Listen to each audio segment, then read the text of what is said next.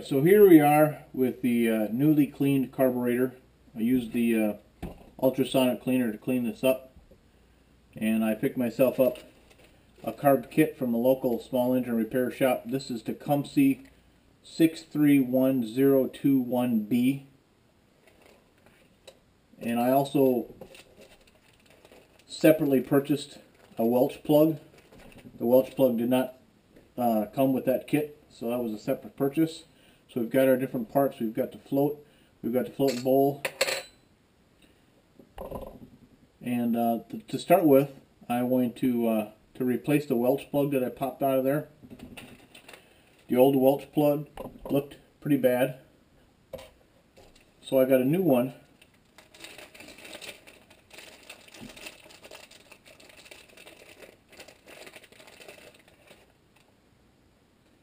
And what I have here is a big chunk of steel, and I want to set the carburetor on here, but my chunk of steel is not deep enough. So what I'm going to do is to gently pull this out.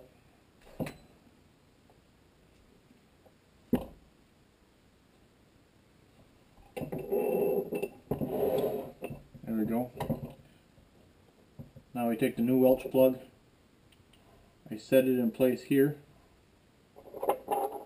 and I take a punch here. This happens to be, let's see, a 1/4 inch punch.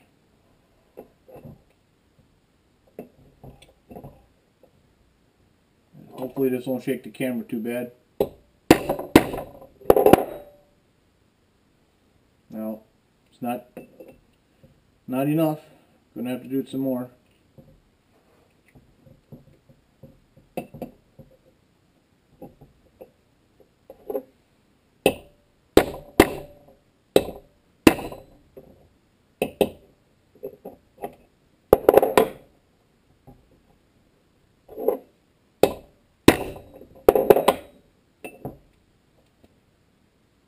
Well, it's better, but I can hear it's a little loose yet, so I'm gonna hit some more.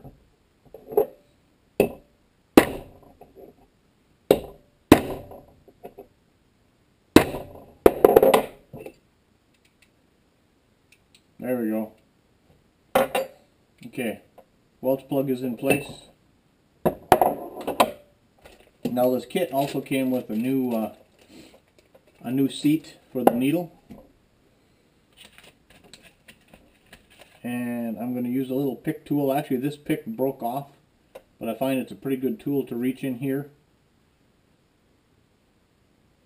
grab a hold of the old seat, pull it out.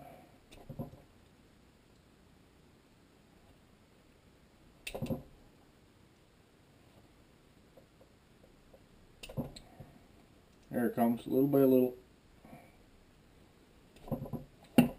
Okay, there's the old seat.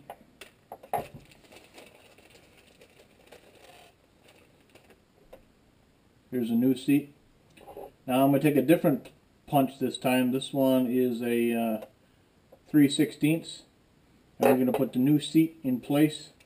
Now the seat has a groove on one side and is flat on the other. When we put it in, we want to make sure the groove is down, like so. And then just take my punch,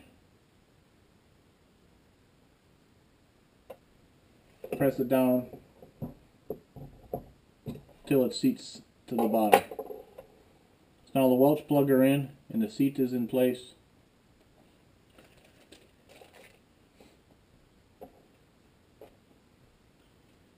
And before I go any further, I'm going to put this back in place.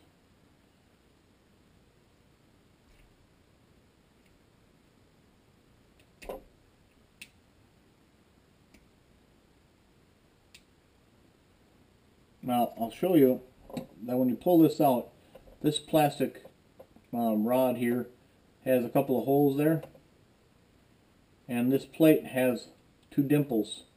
And what's going to happen when you slide this together, the dimples are going to sit in the holes, so you know I have it in the right spot. Also, there's a spring here, and there's notches here. This is basically the choke lever to open and close the choke. So, also the hole on the plate is going to go into the carburetor.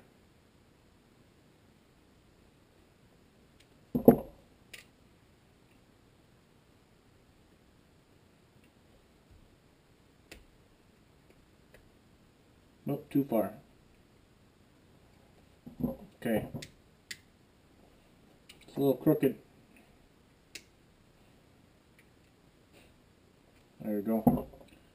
So now when you engage the choke, it's closed like that, and then wide open there. So, all right, now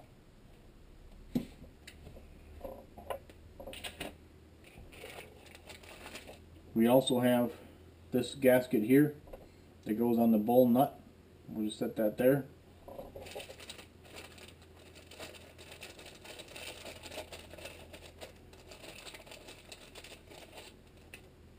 We got the gasket that goes around here.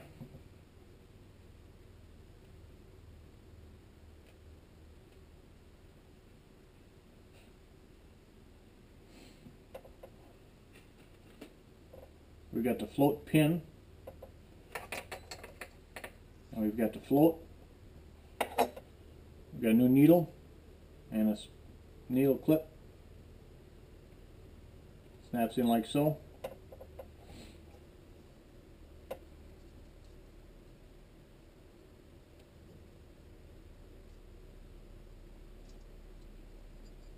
This is the trickiest part about the whole thing, is to get the needle in place. I'm trying to show you this on the camera. Basically, you want the needle to come in from this side, so if this is upside down, you want it coming in from the right.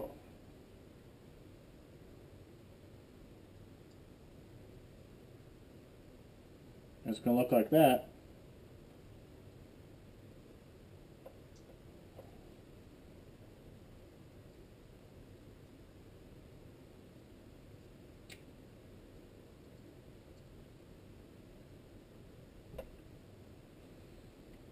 And set it down into the hole.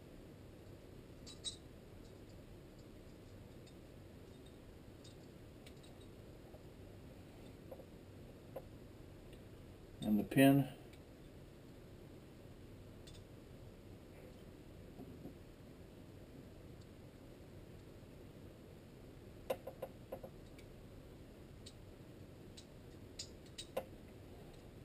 And there we go. So then we take the bowl. Now if the bowl has an indent like this, you want to turn that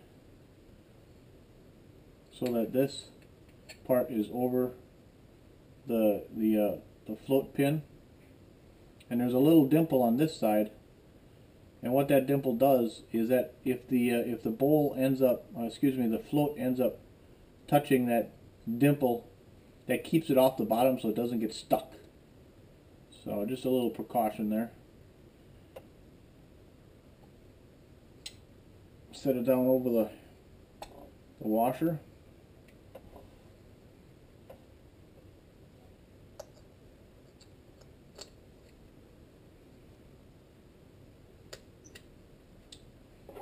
You got a 1/2 inch wrench.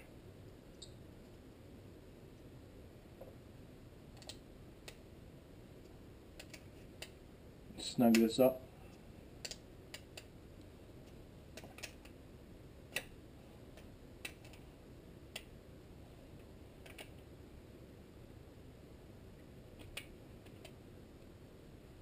Okay.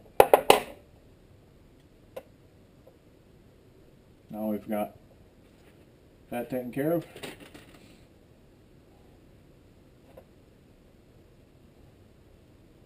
This bracket goes on the front here, like so.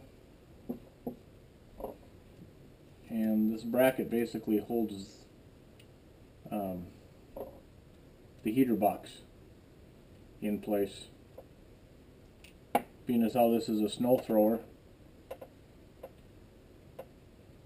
it doesn't need an air filter because air filters are for keeping dust out of the engine. In the wintertime there's really no dust, but the heater box also envelops the muffler, and the heat off the muffler helps keep the carburetor warm. So if there's any moisture, the carburetor isn't frozen up. So I'll get a screwdriver to tighten that back up, but there you go. You basically got your reassembled carburetor.